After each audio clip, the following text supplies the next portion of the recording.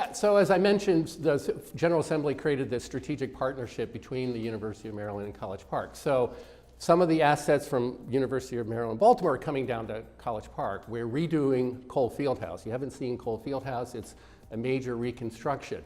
Part of it is an indoor practice facility, but part of it is a new sports medicine and innovation lab. And so the orthopedics department from University of Maryland Baltimore is going to open in Cole Fieldhouse. And that's going to serve tens of thousands of patients from around the state in College Park, but with the University of Maryland Baltimore. Similarly, we have a new UM Ventures program, so we're helping spur startups from both the University of Maryland Baltimore campus and College Park. Collectively, we do about $500 million in research. They do about $500 million in research. So collectively, over $1 billion of research at a single public university puts us in the top 10 of public universities across the country. So we're trying to aggregate our resources in strategic ways. We're never going to move the 29 miles. We're never going to eliminate that, but we can programmatically help serve both regions. And I think that's really what the General Assembly and the governor were pushing when they proposed the strategic partnership. So there are 12 institutions in the university system of Maryland. So Chancellor Corrett and others on the Board of Regents are trying to develop more synergies between spin-outs, universities, and others. So among the tools they're using is this new venture fund that the system is doing, and then there is a new program between just College Park and Baltimore that is aligned with that. So I think collectively, both the system and the strategic partnership between University of Maryland, Baltimore, and College Park is trying to develop more companies out of the $1 billion worth of research that I mentioned earlier. So we're trying to make the way we work with corporations easier. I'll give you one example. Lockheed Martin,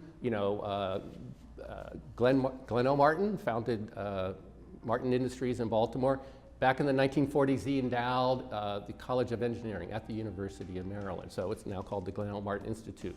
So we have a historic tie to what's now called Lockheed Martin. One way we're trying to make it easier to work with Lockheed Martin, we've created a master research agreement so that we're not constantly, negotiating intellectual property, milestones or whatever.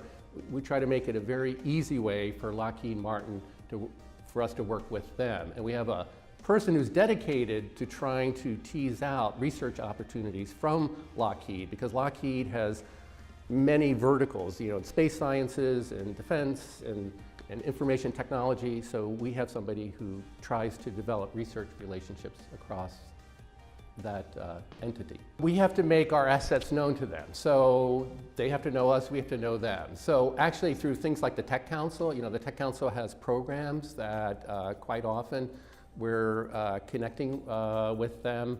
I personally have been involved with a number of trade missions with the state, where state of Maryland entities are going out internationally.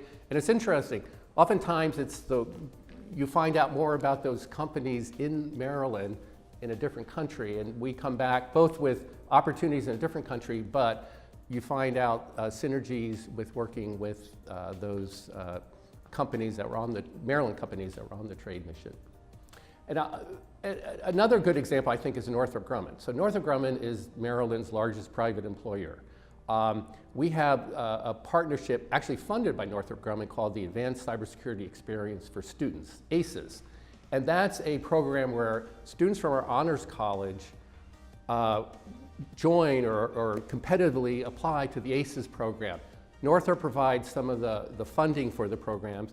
They provide some of the instructors, but also NSA, other corporations provide instructors. And so students from the freshman year are working on cybersecurity projects. And the CEO, Wes Bush, loves the program. He's written about it nationally. And next week, or this week, he's coming to campus to, again, meet with the students, the first cohort that has graduated after 4 years. So the ACES program is another example. Northrop just opened on our campus a collaboration lab, the first of its kind they've ever invested in. We had a dedication ceremony last week in College Park.